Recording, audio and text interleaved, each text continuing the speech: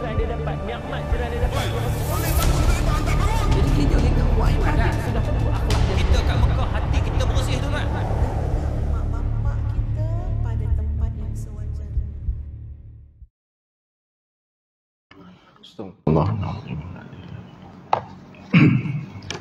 A'udzu billahi minasyaitonir rajim.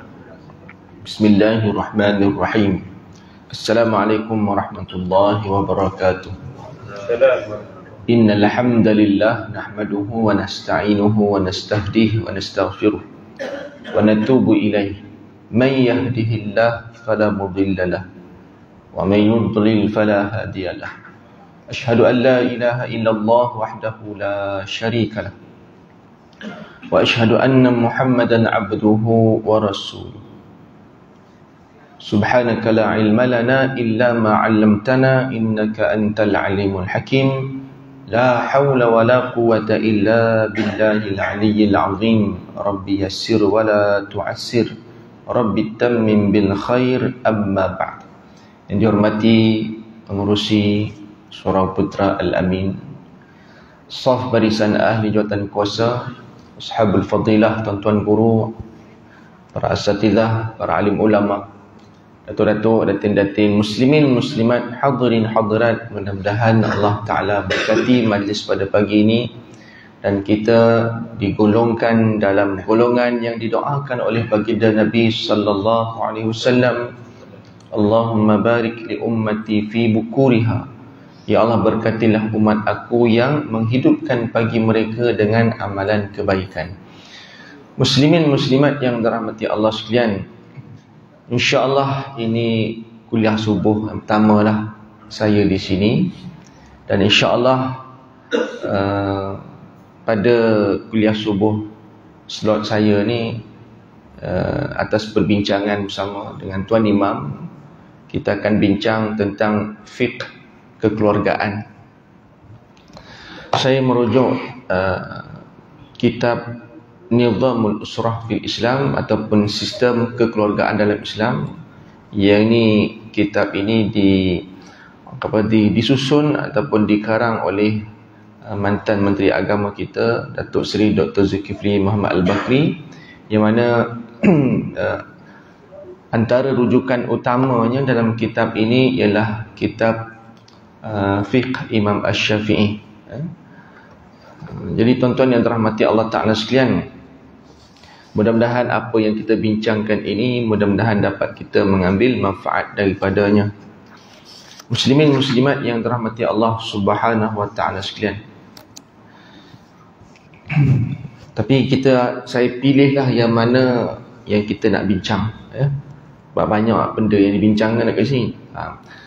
Kita tengok pada pagi ni tuan-tuan, kedudukan keluarga dalam Islam, kedudukan institusi keluarga dalam Islam. Apa makna keluarga? Ataupun apa makna usrah? Apa itu makna keluarga? Keluarga dari segi bahasa iaitu satu kumpulan individu yang merupakan kaum kerabat kepada seseorang. Bila sebut keluarga ni, terdiri individu-individu yang terdiri daripada kaum kerabat. Jadi kita faham tu kan. Ini kita bincang tentang keluarga Islam. Sementara dari segi istilah, nizam Islam ataupun keluarga Islam ini ialah unit yang mengandungi bapa. Satu unit yang mana di dalamnya itu ada ayah ataupun bapa, ada ibu, adanya datuk, ada nenek, ada anak perempuan dan ada anak lelaki serta cucu cicit. Ya. Itu kita kata keluarga besar tu, ya. Dia bukan sekadar ibu bapa, anak-anak, adik-beradik, tapi termasuk datuk, nenek dan ke atas. Ataupun kita boleh faham gini tuan-tuan, bila sebut keluarga ni, mereka yang boleh mewarisi harta faraid. So dekat sini Anak perempuan boleh mewarisi harta, anak lelaki boleh, bapaknya boleh dapat, neneknya ataupun datuk pun boleh ke atas, ya. Itu makna keluarga. InsyaAllah kita faham di situ.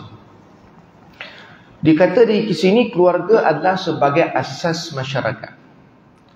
Jika individu merupakan asas dalam pembinaan masyarakat, keluarga pula ialah unit yang hidup dalam masyarakat. Maka kita tengok bila sebut keluarga, di dalamnya terdiri daripada individu-individu yang bergelar bapa, mak, anak, cucu, cicit, datuk, nenek. Bila sebut masyarakat, di dalam masyarakat itu terdiri banyak unit-unit keluarga tadi. Maka bila kata masyarakat, terdiri banyak keluarga di dalamnya. Kalau satu je keluarga, tak ada keluarga lain, tak ada masyarakat tu, kan? Satu keluarga saja, kan? Tak ada. Di satu tempat, di satu pulau, ada satu keluarga tu je, tak ada orang lain. Maka tak ada masyarakat, ada satu unit keluarga je lah. Dia kata di sini keluarga pula ialah unit yang hidup dalam masyarakat tersebut. Individu yang merupakan sebahagian daripada keluarga akan mewarisi ciri-ciri utama keluarga tersebut. Hal ini berdasarkan firmanullah Ta'ala dalam surah Ali Imran ayat 34. A'udzubillahi minasyaitonirrajim. Dzurriyyatan ba'duha min ba'd. Suraqallahul azim, ya. Satu keturunan yang sebahagiannya keturunan dari yang lain. Individu itu juga akan terbentuk dan terdidik menurut acuan keluarga tersebut.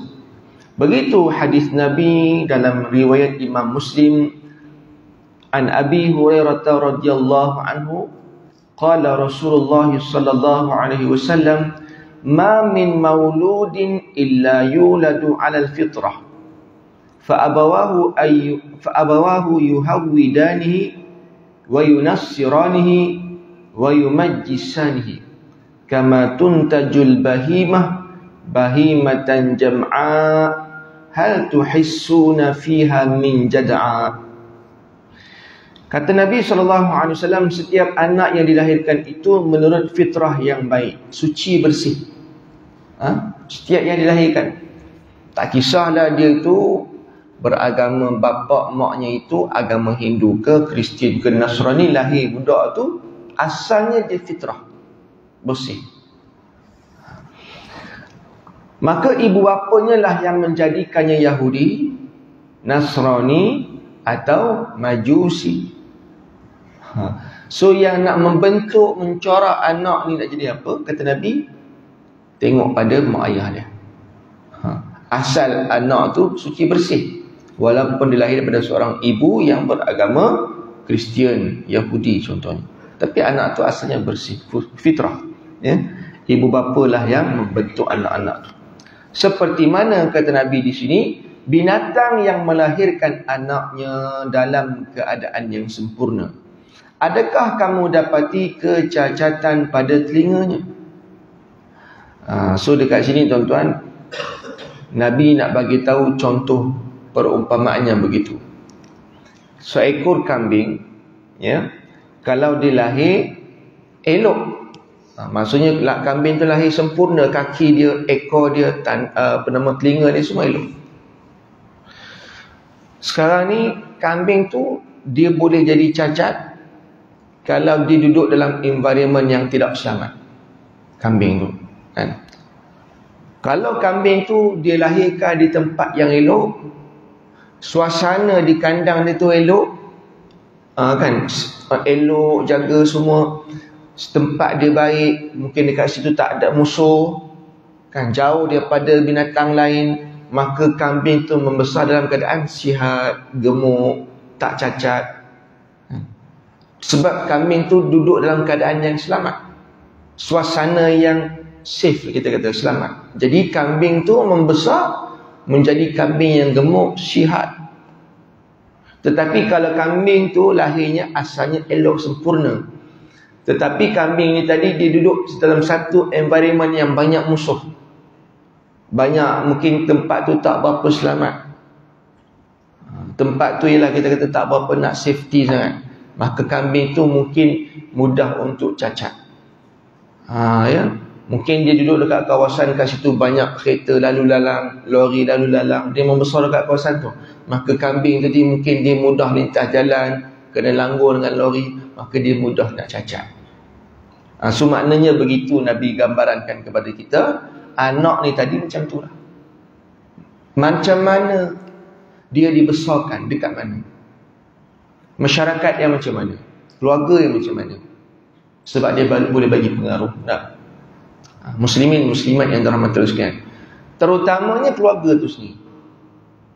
Keluarga itulah yang nak, terutama mak bapak lah, yang nak mencorakkan anak-anak ni macam mana. Kemudian pergi masyarakat. So dia ada kait-ngait antara satu sama lain. Tuan-tuan hadirin sekalian, biasanya tuan-tuan, kalau kita lihat anak-anak remaja yang dibesarkan dalam keadaan yang, saya pernah pergi di Melaka, sekolah Henry Geni, ya. Susah nak masuk sekolah tu, tapi kerana ada program dengan Bank Islam dengan pegawai-pegawai di sekolah Henry Geni tu. Kalau sebut Henry Geni ni, tuan-tuan fikir apa? Saya ingat kita banyak fikir sekolah budak jahat lah, kan? Yang terlibat dengan kes juvenile. Saya pun macam tu. Kita nak pergi mana ni? Sekolah Henry Geni. Dalam kepala saya apa? Ini budak ganas-ganas. Ya. Itu dalam kepala kita lah. Saya pun sama. Perspektif. Sebab apa?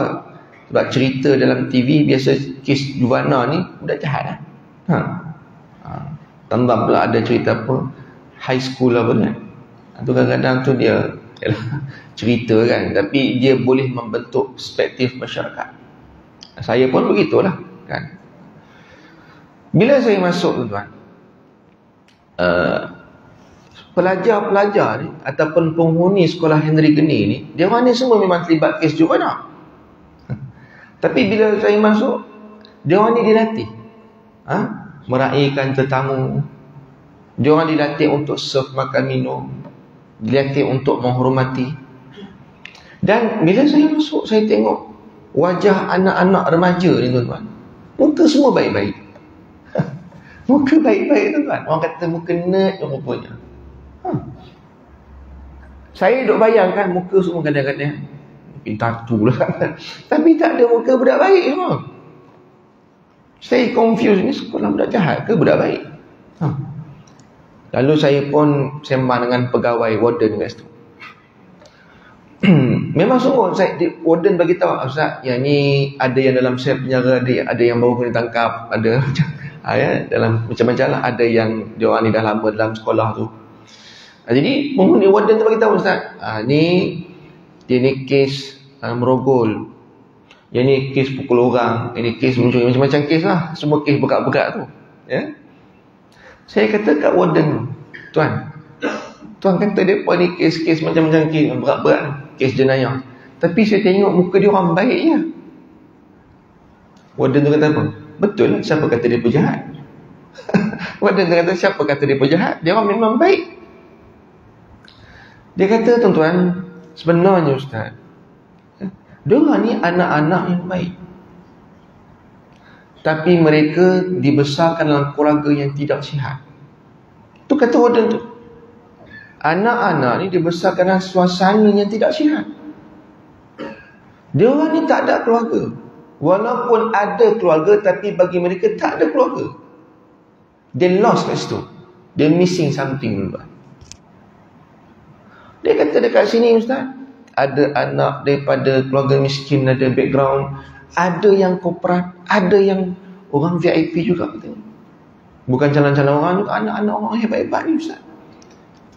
Bahkan mereka duduk dekat sini, dia kata, saya ni walaupun saya warden, saya garang kat sini. Sebab dia warden kan, tegas, sebab dia orang terikat dengan undang-undang sebagainya kan. Tapi semua pelajar ni panggil saya ayah. Dia tak ada istilah tuan tak ada. Kalau yang warden perempuan panggil ibu. Kalau yang saya Semua yang warden lelaki semua panggil ayah. Dia dihidupkan macam satu unit keluarga. Dia tak ada tuan pun, tak ada, panggil ibu, ayah gitu. Dan saya anggap ini semua adalah anak-anak saya. Saya anggap semua anak saya. Sebab tu dia orang, walaupun saya garang dengan orang, tapi dia orang sayang saya. Sebab dia orang anggap saya ni ayah. Dan dia kata, bila mereka duduk dekat sini 2 tahun, 3 tahun dan mereka dah dibebaskan, ramai yang tak nak balik. Nak berpisah tu menangis, merayu, dia kata saya tak nak balik. Sebab apa? Dekat sinilah keluarga saya. Sinilah keluarga dia. Saya balik belum tentu ada keluarga. Dekat sini saya dah ada keluarga. Nampak tak? So maknanya saya belajar sebenarnya. Anak-anak ni yang duk bentukkan dia, jadi macam mana keadaannya mak ayah dia. Dia tak kisah mak ayah dia tu tak apa background sekalipun, tapi kalau mak ayah dia tu yang berjaya boleh bentuk anak, insya-Allah. Bila unit keluarga ni baik, maka menjadikan masyarakat jadi baik. Bila terdiri masyarakat unit keluarga yang baik, maka masyarakat akan sihat. Muslimin muslimat yang dirahmati Allah sekalian.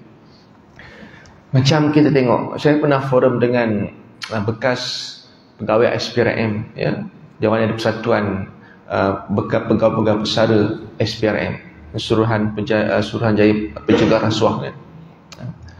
Dengan Datuk Ali Akbar, dengan Datuk Salim, ya, dia ni bekas lah, dia banyak pengalaman mengendalikan kes-kes rasuah di Malaysia, kan. Datuk Ali Akbar beritahu dalam forum lah, ya, dia kata dia buat kajian. Dia ni kalau bab rasuah ni biasanya dia antara pakar rujukan lah, sebab dia banyak buat kajian. Dia buat kajian dekat negara sana, negara sini tentang jenayah rasuah di dunia. Dia kata bila dia kata dia kaji, rasuah ni berlaku disebabkan dia kena 2 benda. Nombor 1, dia kata orang dalam negara tu kena baik. Yang kedua, sistem negara tu baik. Kalau sistem baik, orang tak baik, susah nak cegah, katanya. Kalau orang baik, sistem tak baik, susah juga nak cegah. Tapi dia kata 2 benda ni ada, insya-Allah mudah kita nak cegah. Bila mana orang dalam negara, maksudnya individu-individu yang duduk dalam keluarga membentuk masyarakat, semua baik, sistem baik, insya-Allah kita boleh cegah dia dengan baik. Dia bagi contoh, misalnya di Singapura sistem baik. Sebab Singapura ni antara negara yang indeks jenayah rasuah ni agak rendah lah, ya, antara top jugalah yang kita cegah rasuah. Tapi kata Datuk ni, kata dia buat kajian, Singapura sistem bagus sebab negara dia kecil, tetapi orang dia kurang bagus. Minta maaf lah kalau ada orang Singapura ni, saya bukan kata ni, tapi ini atas dasar kajian Datuk ni lah. Dia kata orang-orang di negara Singapura tak kata belum mencapai, orang kata, tahap orang yang baik. Sebab apa? Sebab mereka tak berani rasuah di dalam negara mereka. Mereka buat rasuah dalam negara Malaysia, katanya. Dia masuk Johor, dia buat rasuah. Dalam negara dia tak berani sebab negara dia kecil, semudah nak kawan, sistem dia sangat ketat.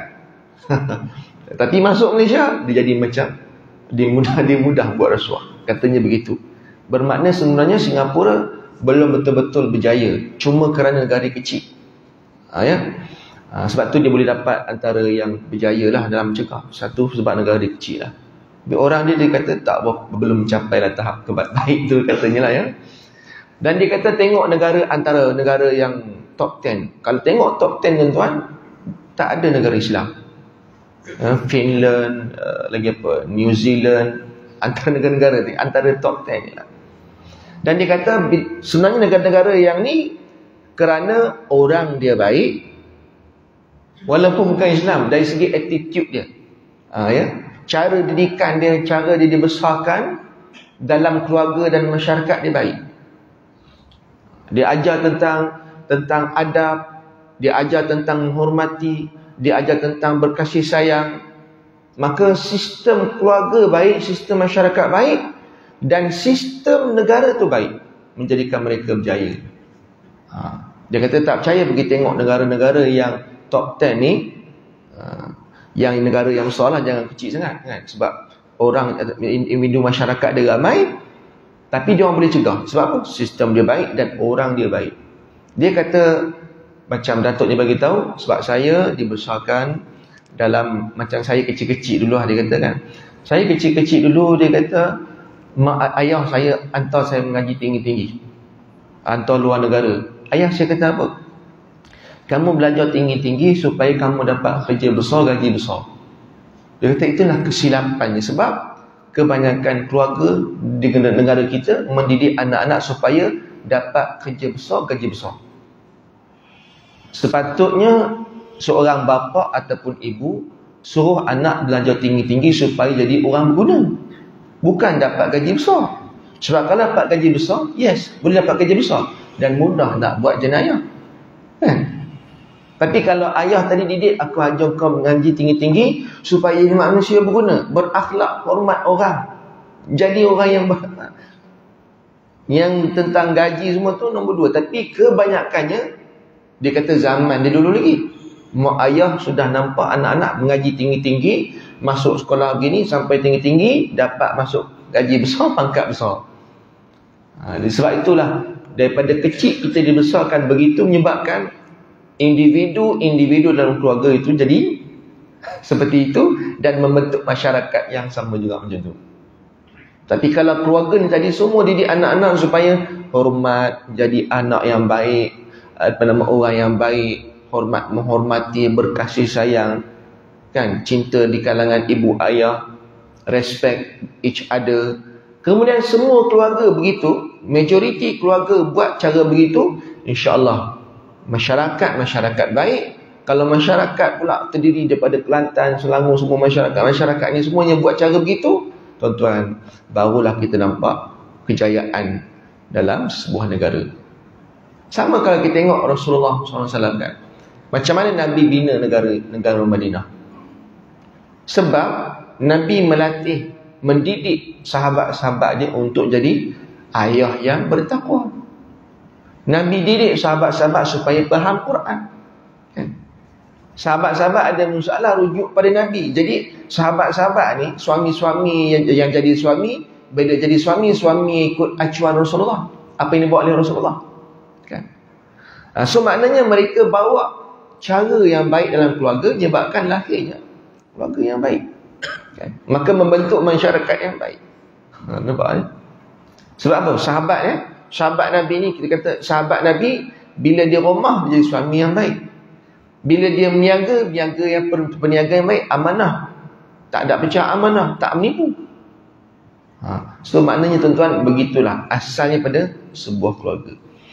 Fitrah ialah keadaan tersedia untuk kebaikan, yang juga merupakan asal kejadian manusia. Istiqamah atau menyelewengnya tingkah laku seseorang bergantung kepada persekitaran, seperti mana anak binatang yang telah dilahirkan sempurna. Kecacatan yang berlaku selepas kelahiran adalah kesan daripada persekitaran yang melingkungi. Macam sebut tadi lah ya. Kambing tadi tu dibesarkan macam mana suasananya. Kalau suasana tu tidak selamat, maka kambing tu mudah cacat, dilanggar lori dan sebagainya.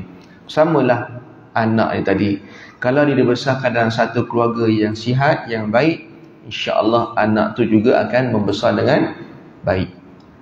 Kalau kita tengok mudah tuan, cuba tuan-tuan perhatikan kan, biasanya anak-anak ni dia akan, kebanyakannya lah saya perhatikan, anak-anak dia akan copy and paste perangai mak ayah dia.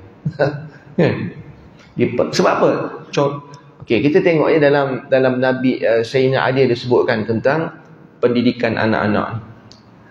Umur 0 hingga 6 tahun adalah fasa anak-anak tu dididik dengan cara mereka ni seperti raja. Raja ni maknanya kita kena serve dia, kita kena hormat dia, kita kena layan dia, kita kena santuni dia dengan baik. Umur 0 hingga 6 tahun. Kenapa tuan-tuan? Maknanya tak boleh pukul anak tu ya. Betul lah kalau kita marah untuk mendidik, tapi bukan sampai tahap mendera dia. Umur 0 hingga 6 tahun, kalau dia memberontak pun kita kena layan dia dengan cara yang baik. Jangan sampai kita dera ditendang dia. Sebab apa? Sebab fasa itu adalah fasa dia nak install memori dalam kepala dia. Macam kita beli komputer baru lah. Komputer baru tu kosong. Tak ada apa-apa install benda dalam tu. Kan? Software apa pun tak ada. Sekarang ni, tugas 0 hingga 6 tahun tu kita baru nak install program-program. Masuk Microsoft lah, masuk itulah, baru nak install. Jadi memori anak tu baru nak mula. So waktu 0 hingga 6 tahun ni adalah fasa dia nak install dunia ni macam mana. Macam mana, apa makna keluarga, macam mana manusia ni. Dia baru nak faham manusia ni macam mana, hidup ni untuk apa. Maka dia, waktu tu dia besar dengan siapa? Dengan mak ayah dia. Dia tak nampak dunia luar lagi. Dia banyak bersama dengan mak ayah dia. Kalau mak ayah dia sibuk, dia banyak bersama dengan bibik dia. Kan? Kalau mak ayah dia sibuk, tak ada bibik, mungkin dengan tempat nursery dia. So dekat mana dia dibesarkan? Banyak masa dengan mak ayah. Ya? Sebab tu anak-anak yang juvana tadi tu, sebab mungkin mak ayah dia jenis orang kata orang hebat, mungkin jarang ada masa kat rumah. Sebab tu dia kata dia dibesarkan dengan suasana apa yang nampak depan mata dia. So kalau mak ayah tadi hidup berkasih sayang, maka dia nampak hidup ini adalah cinta. Dia tengok mak ayah dia baik, kata ayah menyantuni ibunya, hidup berkasih sayang, maka dia nampak hidup ni adalah love. Tapi kalau nampak mak ayah ni bergaduh, berperang, naik parang apa semua, maki hamun, perkataan mangkuk ayun semua keluar, dia kata hidup ni adalah permusuhan. Dia belajar kat situ. Sebab tu nanti anak memori waktu 0 hingga 6 tahun dengan susah nak padam. Inilah waktu, orang kata waktu kritikal sebenarnya. Apa yang kita nak install dalam kepala dia. Sebab nanti benda memori ni susah nak padam. Dia akan ingat sampai dia mati, sampailah dia tua, sampai dia ingat. Ya? Muslimin muslimat yang dirahmati Allah sekalian. Allahumma salli Muhammad. Cuba kita tengok ya. Kebanyakan keluarga, saya habiskan Sayyidina Ali kata 0 hingga 6 tahun lah fasa untuk kita layan dia seperti raja. Umur 7 sampai 14 tahun adalah fasa untuk dia kata apa, sebagai tawanan. Tawanan ni maknanya kalau dia buat salah, kita kena denda dia. Tegaslah disiplin. Tawanan penjara kan dia tak boleh ikut sukati. Waktunya kan orang penjara macam mana? Ya, waktu ni kena disiplin. Ada waktu gini. Dia kena ikut rules and regulation. So umur 7 hingga 14 adalah waktu fasa dia untuk didisiplinkan. Sebab tu Nabi kata umur anak 7 tahun sampai 10 tahun didik solat kan. 10 tahun tak solat boleh khotan dia. Sebab apa? Tu fasa tawanan. Kalau dia tak solat boleh khotan, bukan nak dera, tapi nak didik dia supaya ini dia. Kalau you tak buat, you boleh kena denda macam ni, boleh kena khotan. Supaya nak jadikan dia, orang kata apa, kenal Islam macam mana, supaya mereka hidup disiplin. So umur 7 hingga 14 tahun. So dia tidak seperti raja lagi, tapi tawanan. Cuma fasa tu kena lalui fasa yang pertama tu. Itu anak raja tu, kalau raja tu tak jadi, waktu umur 0 hingga 6 tahun dah macam tawanan, tegas, marah, denda, jadi dia tak kena ya. So fasa tu kena ikut. Dah layan dengan baik. Santuni 7 hingga 14 tahun kita layan dia sebagai tawanan. Umur 15 hingga 21 tahun, fasa itu adalah fasa kata apa, untuk anak-anak tu dijadikan sebagai kawan, sahabat. Tapi dengan syarat kena ikut step tu. Kalau kita tak ikut step tu, susah nak jadi sahabat pada anak kita. Waktu 0-6 tahun, 7-14 tahun kita tak layan dengan baik, kita tak jadikan dia tawanan, terus bila anak tu dah remaja nak jadi sahabat dengan dia, waktu tu dia sudah ada gap. Sebab apa? Yang tu yang kegagalan tu ya. Gagal guys. Sebab apa? Anak tu dia tak akan jadi mak ayah sebagai sahabat. Kalau dia ikut flow dia tu kan, anak tu akan jadikan kita sahabat. Maknanya apa-apa dirujuk pada mak ayah dia. Apa-apa pun keputusan dia akan refer pada mak ayah dia kan? Dia tak akan cerita, walaupun dia ada kawan, tapi benda-benda besar dia penting dia cerita mak ayah dulu. Dia tak cerita kat kawan. Dia tak minta pandangan pada kawan dia tak pengaruh dengan kawan. Sebab apa? Dia ada sahabat. Sahabat tu kan, bukan kawan tu, sahabat. Sahabatnya akrab, rapat. Mengadu mak ayah dia, cerita mak ayah dia, tempat bergantung tu. Macam kita ada sahabat kan. Sahabat ni kita kata apa kita cerita. Kadang-kadang rahsia kita cerita kat dia. Tapi kalau anak mak ayah jadi sahabat pada anak-anak, semua cerita rahsia anak cerita pada mak ayah dia. Itu bagus kan? Dan umur 21 tahun dan ke atas, maka dekat situ mak ayah kena, fasa itulah fasa untuk diberikan kebebasan untuk dia buat keputusan. Tapi mak ayah hanya kena support dan raikan. Orang kata sebagai supervisor saja, bukan mak ayah kongkong lagi. Ya? Sebab tadi kita jadi kawan dan sahabat. Waktu tu kita kena bagi kepercayaan pada anak kita untuk dia buat keputusan. Jangan kita buat keputusan untuk dia, tapi kita pandu dia, bimbing dia untuk dia buat keputusan. Kita boleh bagi pandangan, idea, nasihat. Biarkan dia buat keputusan. Itulah fasa dia punya flow dia. Kalau berjaya tuan-tuan, insya-Allah ya, anak tu akan jadi anak yang baik. Macam sahabat saya di kaunselor dekat satu hospital sekitar KL. Dia ada dia pernah dapat satu kes yang refer ke bahagian kaunseling. Sebab kes ni kes nak bunuh diri. Umur dia 7 tahun. Darjah 1. Dia 1. Dia mari dia refer ke unit kaunseling sebab dia mengalami depression. Budak ni.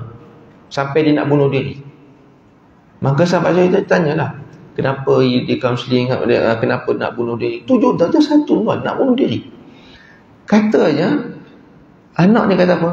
Sebab saya bila tengok mak ayah saya tak pernah nampak dia orang baik.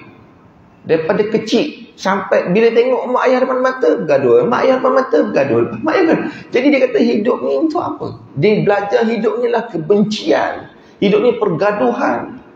Maka dia stres. Dia tak dapat kasih sayang. Akhirnya dia jadi mangsa, makin hamun dera sampai nak bunuh diri. 7 tahun. Betul tak kata Nabi? Mak ayah bersekitaran tu macam mana? Daripada keterangan ini jelaslah bahawa individu adalah sebahagian daripada keluarga dan keluarga pula adalah sebahagian daripada masyarakat yang merupakan asasnya.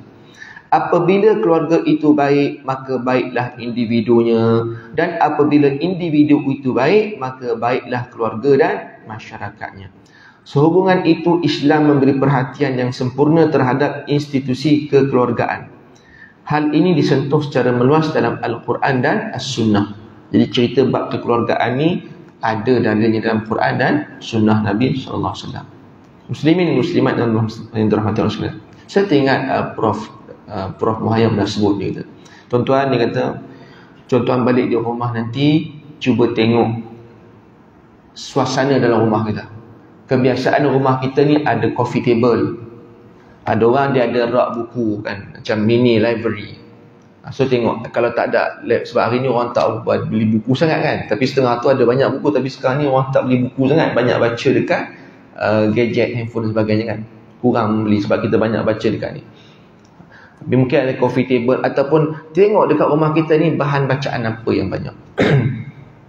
Kalau di rumah kita dia kata banyak buku-buku yang baik, buku-buku agama, 10 tahun, 20 tahun akan datang, akan lahirlah dari rumah kita itu anak-anak yang faham agama dan mungkin dia jadi orang yang alim ulama. Dia menuju ke arah itu. Sebab dalam rumah tu dia nampak kitab-kitab yang baik. Dia tengok dalam mata kita, dia proseskan, dia tengok kitab apa, kitab mak ayah dia baca buku apa, maka dia akan diserap benda tu kan. Kalau dalam buku rumah kita tu banyak buku-buku bacaan, contohnya buku tentang perubatan kan, tentang IT. Jadi anak-anak tu mungkin cenderung kepada arah itu. Kalau rumah kita banyak bahan bacaan tentang perubatan, anak tu mungkin akan jadi doktor satu hari nanti. Kalau rumah kita banyak buku-buku contohnya mangga kan, tapi lain tak ada mangga lah. Dulu kan mangga, tuan-tuan ingat mangga kan? Mangga lah, URTV lah kan, mempelam lah apa kan, jenis-jenis buku ni. Katanya insya-Allah anak tu 10 tahun 20 tahun akan datang keluarnya seperti mangga tersebut. Betul tu. Sebab dia itu yang nampak. Dia nampak itu, maka dia akan jadi macam tu juga. Betul tak tuan? Sebenarnya tengok, biasanya kalau ayah tu cikgu, biasanya anak tu cenderung jadi cikgu juga, betul? Macam Prof Maya, dia pakar mata, anak dia doktor mata juga. Sebab itu dia nampak, dia tengok mak ayah dia siapa. Macam contoh saya kan, isteri saya cikgu. Sebab pak mentua saya cikgu. Ya. Jadi anak mak mentua saya tuan-tuan faham? Isteri saya, anak mak mentua saya tu isteri saya lah. Anak mak mentua saya ataupun isteri saya tu cikgu. Okey, bapa mentua saya cikgu. Dan dia ambil PhD dalam bidang pendidikan, tapi dia tak jadi pensyarah, dia jadi cikgu juga. Sebab dia minat untuk jadi cikgu. Tapi dia passion untuk belajar. Ya. Okey. Kemudian maknya tadi dia pernah bekerja di sekolah, lepas tu anak dah ramai, dia kontak kerja jadi suri rumah. Dan anak-anak adik-beradik isteri saya 6 orang. 6 jadi cikgu, tuan-tuan. 6 jadi cikgu. Saya nak kahwin dengan tu pun syarat dia kena cikgu juga. Tapi waktu tu saya tak jadi cikgu, saya ngajar dekat college. So syarat tu lebih kurang cikgu jugalah kan. Lepas kahwin berhenti pensyarah. Okey lah, selamat dah kahwin. Kan? Lepas tu bukan kata adik-beradik je. 6 ni semua cikgu. Menantu semua cikgu lagi. Nombor 1 cikgu. Menantu nombor 1 cikgu, nombor 2 cikgu, nombor 3 cikgu. Isteri saya nombor 4. Saya lah. Kan? Ni tahu apa nak cikgu sangat lah. Tapi selamat dah waktu mengajar college. Hak nombor 5 pun biras saya Imam Muda Megah, dia pun mengajar lah, tapi dia imam. So maksudnya ramai tu cikgu nombor 6 belum kahwin lagi. Cikgu. So nak kata tuan-tuan, sebab apa? Sebab pengaruh mak ayah tu. Kan? Dia nampak ayah dia, macam dia nampak hidup seorang cikgu tu macam mana. Samalah kalau mak ayah tu doktor, anak-anak tu kebiasaannya dia cenderung jadi doktor juga. Tambah kalau ayah tadi nampak ayah tu dia suka dengan bidang kedoktorannya. Jadi kalau ayah tu nampak tak berapa seronok jadi doktor, mungkin anak tu tak berminat. Tapi kerana dia nampak seorang doktor ni, nampak life dia okey apa semua, anak tu juga cenderung jadi doktor. Kebiasaannya begitu. Dia tengok pengaruh dia macam mana tak. Allahumma salli ala Muhammad. Macam saya pernah pergi seorang rumah Tok Guru ni, rumah dia banyak kitab penuh. Rumah dia banyak kitab. Dan saya tengok anak dia pun keluar, anak dia pun selalu menuju ke arah jadi orang yang mengaji agama jugalah, sebab pengaruh suasana di rumah. Muslimin muslimat yang dirahmati Allah sekalian. Jadi berapa dah kita? 5 minit lagi boleh ke? Ya. Keprihatinan Islam terhadap keluarga. Okey, keprihatinan Islam terhadap keluarga nampak jelas dalam pensyariatan dan hukum-hukum yang mengatur sistem kekeluargaan tersebut. Contohnya suruhan berkahwin. Ya. Apa kata kepentingan keluarga dalam Islam ni? Maka antaranya disuruh untuk kita berkahwin. Perkahwinan tujuannya untuk membangunkan institusi kekeluargaan. Maka kalau tak ada perkahwinan, macam mana nak wujudkan unit keluarga tak? Hal ini adalah kerana keluarga tak wujud kecuali dengan berkahwin. Tanpa ikatan perkahwinan, hubungan sejenis antara lelaki dan perempuan adalah zina. So maknanya kalau tidak ada perkahwinan, tak wujudlah institusi keluarga. Habis itu macam mana manusia ni diselangkan dia nafsu kan. So kalau dia tidak berkahwin, dia akan pergi kepada arah zina. Zina dia tak mewujudkan kekeluargaan. Lahirnya anak daripada hubungan zina, tetap tak ada keluarga. Ya?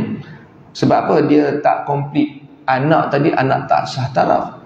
Anak tu dia ada ibu, tapi dia tidak ada ayah. Jadi dia tak jadi keluarga. Dia tak jadi satu unit keluarga yang lengkap. Sebab dalam keluarga tu dia mesti ada ibu, ada ayah, ada anak, ada atuk, ada nenek. Sekarang ni lahir anak tak sah taraf tadi, lahir anak tu dia ada ibu, tapi tak ada ayah. Atuk nenek pun tak ada, hanya atuk nenek belah mak dia saja. Belah ayah tak ada. Jadi dia cacat, unit keluarga tu cacat. Ya? Maka dekat situ akan timbul banyak masalah. Kalau masyarakat semua macam tu, unit keluarga semua rosak, kan? Dia tak komplit, tak panggil unit keluarga lah. Maka dekat situ berlakulah cacah merebah masyarakat. Ya? Tapi itulah zaman sekarang ni banyak cabarannya. Berdasarkan firman Allah dalam suratul Isra 32, a'udzubillahi minasyaitonirrajim, wala taqrabuz zina innahu kana fahishatan wa sa'a sabila. Janganlah kamu mendekati zina, sesungguhnya zina itu adalah suatu perbuatan keji dan suatu jalan yang buruk. Al-Maraghi berkata, penzinaan sebenarnya membuka pintu huru-hara dan kegoncangan di kalangan sesama manusia, kerana manusia tetap mempertahankan kehormatan. Berapa banyak peristiwa pembunuhan yang timbul kerana keinginan berzina, sehingga sewaktu kita dengar sesuatu peristiwa pembunuhan, maka orang akan terus mengatakan, periksalah dulu latar belakang perempuan yang terlibat. Begitu juga firman Allah, muhsinina ghayra musafihina wala muttakhidhi akhdan. Sadaqallahul azim. Surah Al-Maidah ayat 5. Apabila kamu telah membayar mas kahwin mereka dengan maksud menikahinya, tidak dengan maksud berzina, dan tidak pula menjadikannya gundik-gundik, perempuan simpanan. So maknanya perkahwinan adalah satu suruhan agama dan sangat dituntut, dan perkara itu mendatangkan pahala, bahkan banyak kebaikannya akan melahirkan institusi keluarga yang sihat, maka akan lahirlah masyarakat yang sihat. Dan kata Al-Maraghi tadi, perzinaan bahaya dia boleh mengundang kepada pembunuhan. Betul tak betul? Betul. Baru tuan-tuan tengok kes bunuh yang bakar mayat tu. Sebab apa? Kes zina lah. Sebab perempuan tu mengandung, maka dia suruh gugurkan kandungan tu. Perempuan tu tak nak gugur, last kali dia bunuh perempuan tu, dia toreh perut perempuan tu, dia buang rahim dia. Lepas tu dia bunuh pula. Perempuan tu dah mati, dia korek pula rahim tu, dibuang. Rahim tu tak jumpa ke mana. Sebab katanya tahu pula cari rahim tu kat mana. Sebab apa? Sebab asalnya zina. Lepas tu dia bakar mayat tu, sekali bakar tak hancur, bakar kali kedua. Berlaku tu kan. Budak ni pula katanya, seorang umur dia 20 laki ni umur 20 tahun, perempuan 21. Muda lagi. Lelaki ni pula dia tak ada kes zina yang lain, tak ada. Tapi dia takut. Sebab apa? Zina. Kata Al-Maraghi kata begitu. Siapa perzinaannya boleh mengundang kepada pembunuhan. Itu bahaya tu. Dan memang dah berlaku dah.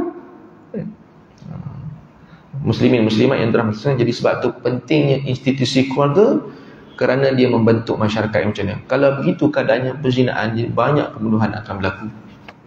Ya.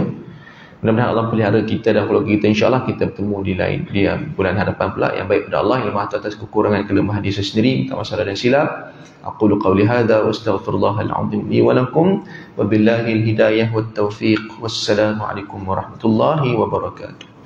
Bismillahirrahmanirrahim. Alhamdulillah wassalatu wassalamu ala rasulil amin wa ala alihi wa sahbihi ajma'in.